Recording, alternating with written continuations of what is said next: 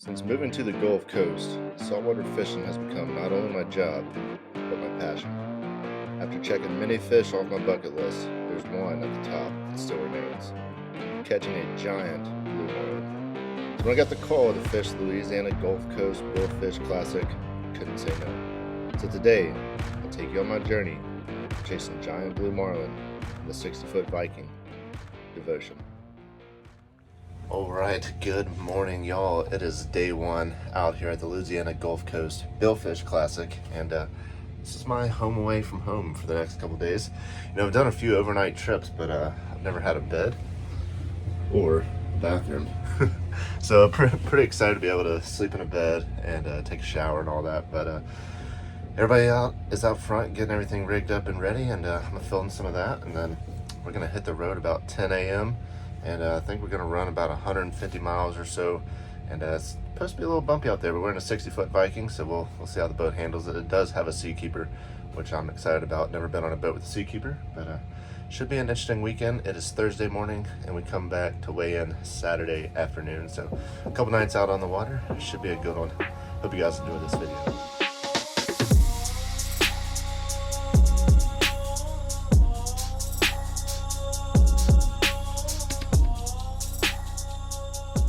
As we get ready to head out, the crew has a lot of work they got to do. They got to get all the rods and reels ready. They check all the drag and mark those on each reel. That way you know where exactly to move the drag lever to hit certain points of the drag system. As you can see here, they are getting some baits ready. They caught this little bonita a few days ago and had already gutted it, packed it with salt. That salt just helps cure it and kind of gets it nice and almost rubbery feeling. Helps it hold together, and so now he's going to stitch it up. This is going to be used as a teaser bait, so they're going to pull some squid chains and they're going to tie this on at the end of that, and so it's going to look like a real bait going through the water, but it's not going to have a hook in it. So if a fish, particular white marlin or something, comes up on this bait, it is going to look and feel just like a real bait. And then they're going to reel that one in. If that happens, they will bring that teaser in and then have another bait ready to go that they will pitch at it, which that bait will have a hook in it. And so just getting everything prepped and ready to go right now. All right, y'all, we are headed out of the marina now. It is officially go time. You ready? Yes, I'm ready. Let's do it.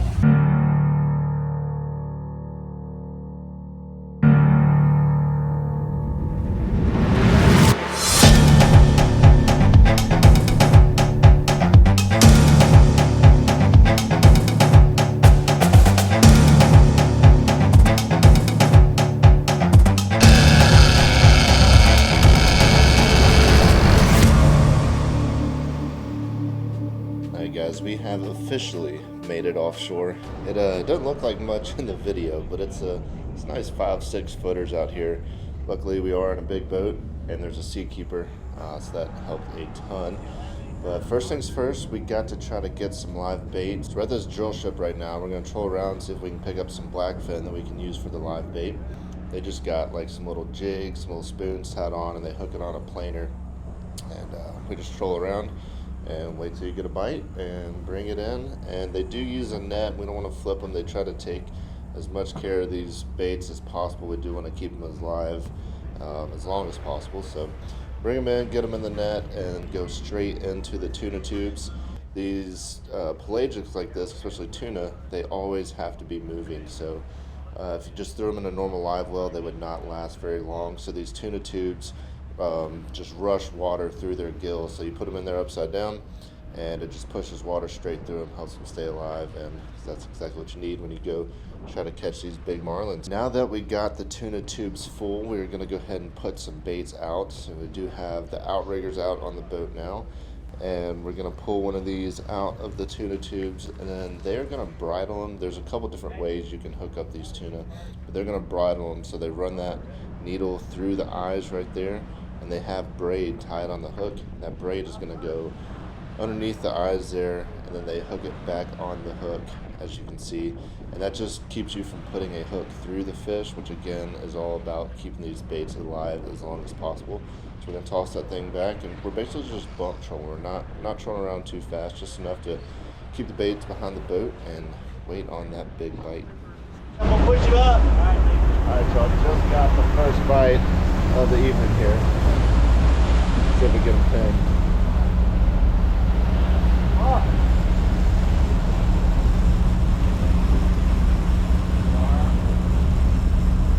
Might have got chopped. Whoa, whoa, whoa!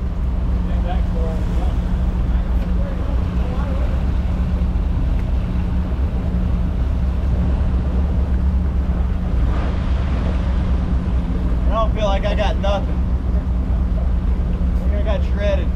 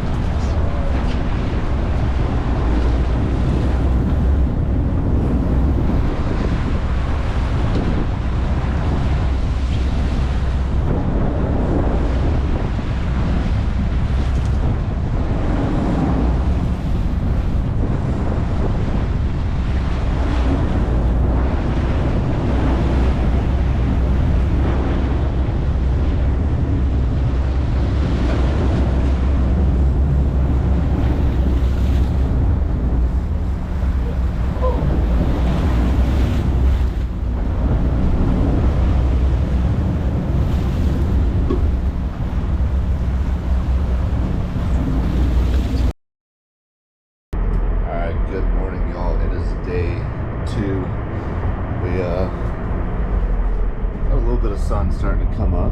Got the rig out there. I did move spots this morning. It's like 6 o'clock right now. We got up at 3 o'clock this morning. Did catch some fresh baits. We got tuna tubes full of some blackfin, but we gotta throw some fresh clothes on and head on out. The boys already getting set up out there, dropping some baits back. But yesterday was a little brutal. It's a little rough. Almost got sick last night, but got some medicine, got some sleep, so hopefully get on some big ones this morning. Let's do it.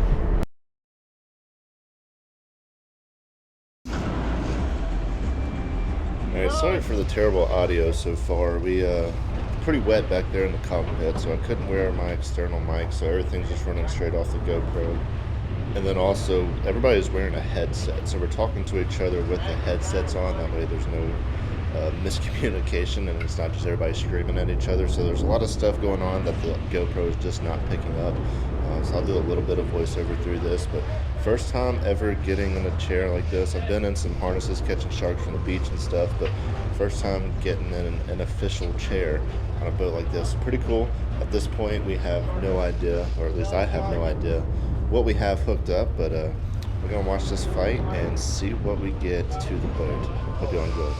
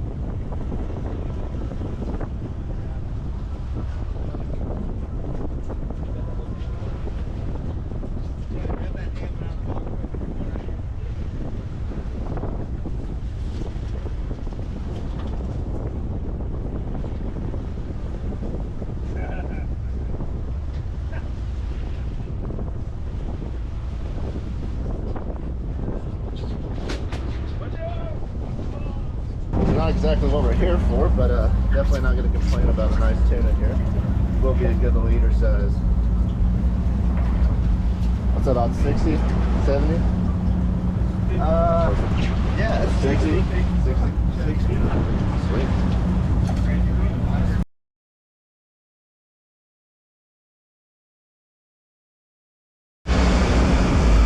There we go.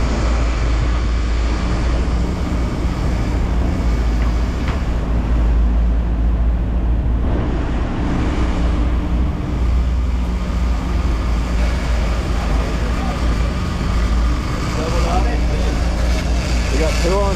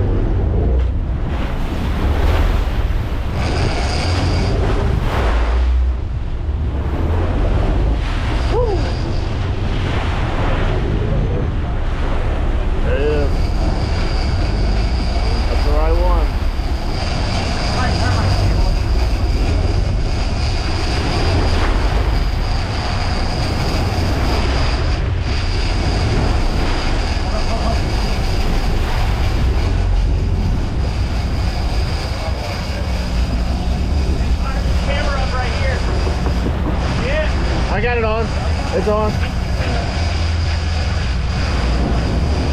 Backing down on the fish here.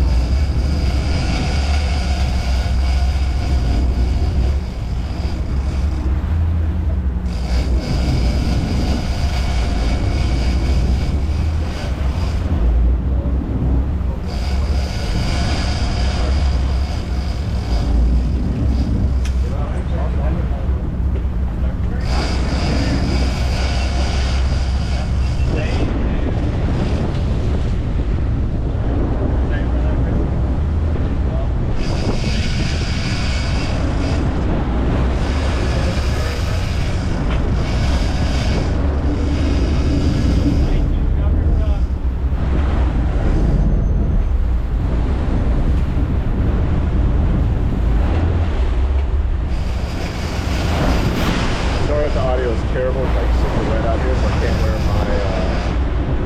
my mics, but we're backing down on the fish now. See him jump a couple times, so I got it on camera, gonna try to zoom on. We did.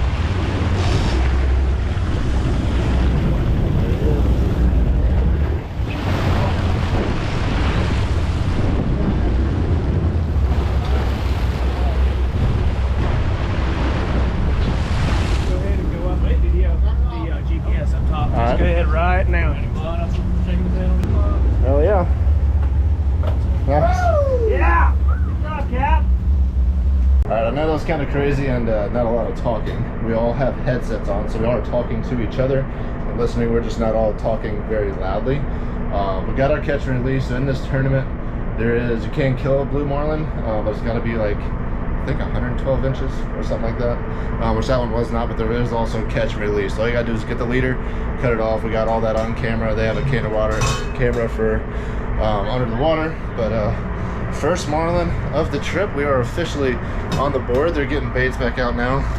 Got drawers out here opening up, but first time I've actually seen a live blue marlin in person. I've seen them at some scales before at some other tournaments, but hopefully we can get on a few more and I can get in the chair with my first marlin. That is the main objective for this video, is to get on my first marlin.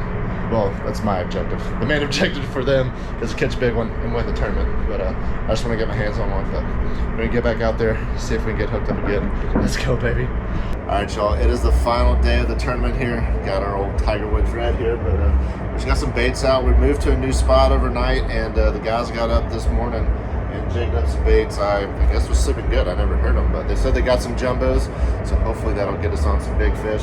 Still looking to get at least some catch and release. If not, obviously our main objective is to get a big girl that we can take back to the weigh station, but at least a catch and release or two would be nice to put on the board. I think we got till maybe like 1 o'clock or so.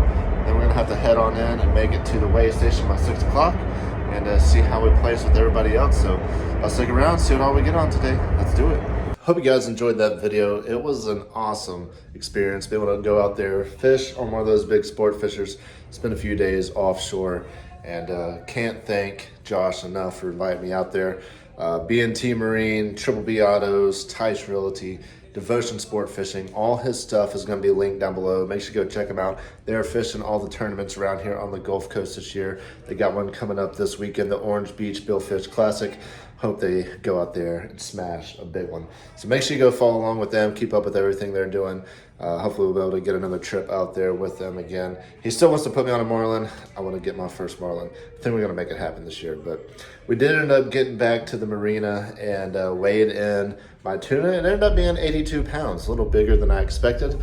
And that 82-pound yellowfin tuna got $4,000. Now, I know that sounds like a lot. I mean, $4,000 is a lot of money. But all the money that goes into doing these tournaments, it maybe helps out with a little bit of food and gas. But it is very expensive to go fish these tournaments. And like I said, really cool experience to get to go do so. But unfortunately, did not place in the catch and release. And there was no other boats that caught a marlin big enough to weigh in. So everything was just catch and release. I think the number one team ended up winning about $40,000 or so, which again is a lot of money, but for these tournaments, not a whole lot. I think there was only 13 boats that ended up fishing. The one this weekend in Orange Beach, I think there's almost 50 boats. So these are some glasses for basketball. If it like blocks down so you can't see below you, so you learn how to dribble without staring at the ball. That's why he's wearing those weird glasses. But anyways, hope you guys did enjoy that video. Like I said, it was a good time. Make sure to subscribe to the channel. I was playing the basketball a minute though. Yeah, he was just playing basketball. But thank you guys for checking out. I'll catch y'all in the next one.